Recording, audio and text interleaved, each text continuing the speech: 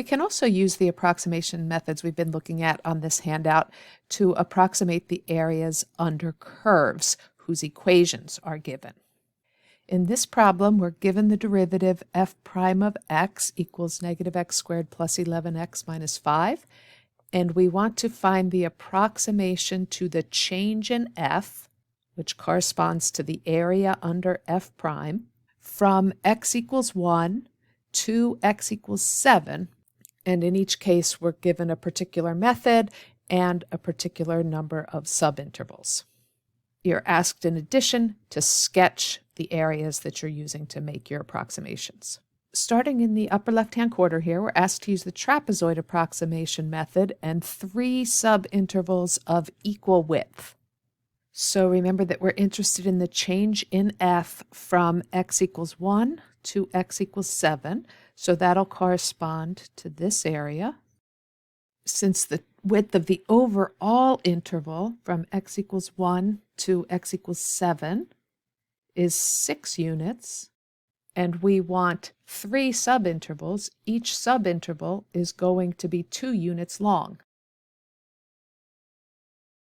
And so our trapezoids look like this.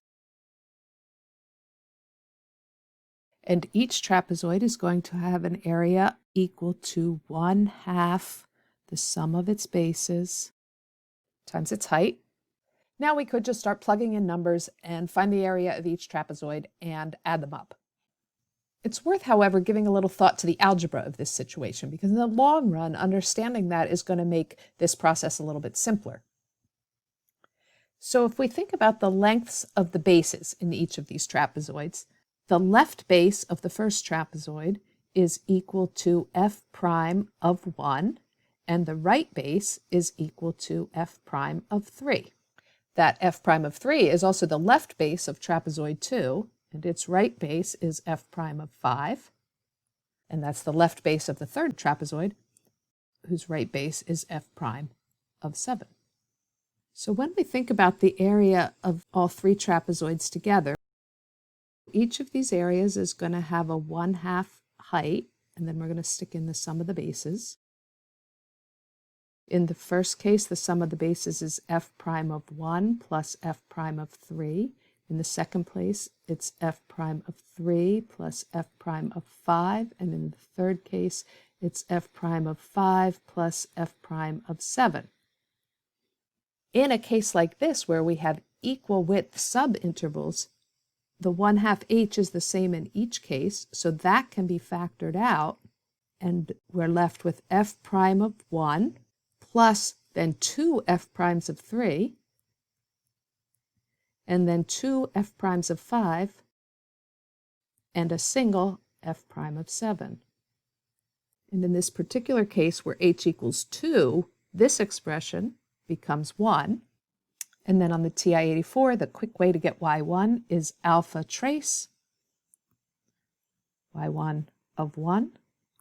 And then I'm going to need y1 of 3 twice, so 2 times alpha trace y1 of 3, and so on with the rest of this expression that I've written out.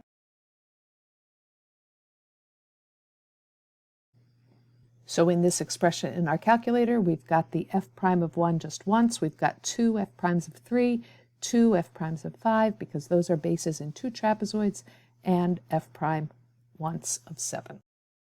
And that value is equal to 116. As you go through the rest of this table, you'll be approximating the same area, but you'll be doing it with different methods in each case, so you'll get different values for your approximation of the area. So for instance, over here, you'll do a left Riemann sub using 4 subintervals of equal width. Down here, you'll do a right Riemann sum. You have specifically defined intervals, just 2 of them. They're different widths. And in this one, you'll do a midpoint approximation and use 3 intervals of equal width. And then after you've finished all those approximations, you have one final question to think about.